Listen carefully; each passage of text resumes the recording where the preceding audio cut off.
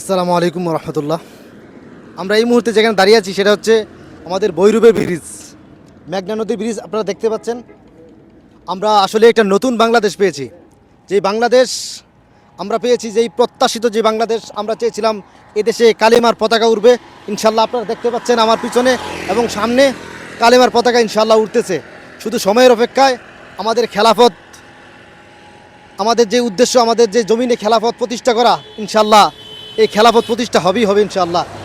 এর জন্য বাংলার মাটিতে যত মুসলমানের রক্ত লাগে ইনশাল্লাহ রক্ত দেওয়া হবে, কিন্তু এই দেশের মধ্যে কালেমার পতাকা উড়বে এবং খেলাফত প্রতিষ্ঠা হবে ইনশাল্লাহ।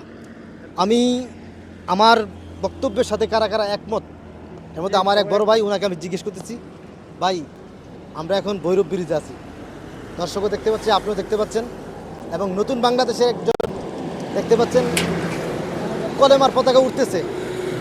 আপনার কি এটা প্রত্যাশা ছিল কিনা? অবশ্যই, আলহামদুলিল্লাহ, অবশ্যই আমরা চাই কালেমার পতাকা। বাংলাদেশ শতকরা 99% মুসলমানের দেশে অবশ্যই আমরা কালেমার পতাকা এই দেশে চাই।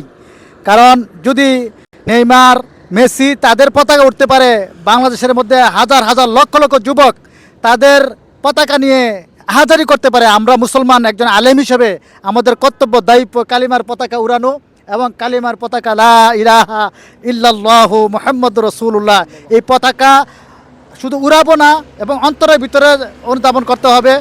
আমাদেরকে সব কিছু কোরআন হাদিস মাসলা মাসেল আলেম ওলামা যারা আছি প্রত্যেকটা আলেমের দায়িত্ব আমরা প্রত্যেকটা দিনী ভাই বোন সবাইকে দিনের প্রতি দাওয়াত দেওয়া। জি, তাজুল ইসলাম সাইফ উনি কথার সাথে একাত্মতা পোষণ করেছে যে আমাদের জীবনের বিনিময় হলেও এই কালেমার ঝান্ডা সমুন্নত থাকবে ইনশাল্লাহ। মুসলমানরা যতদিন থাকে, আমরা যতদিন থাকি, এই কালেমার ঝান্ডা সমুন্নত থাকবে ইনশাল্লাহ। নারায়ে তাকবীর, আল্লাহু আকবার, আল্লাহু আকবার।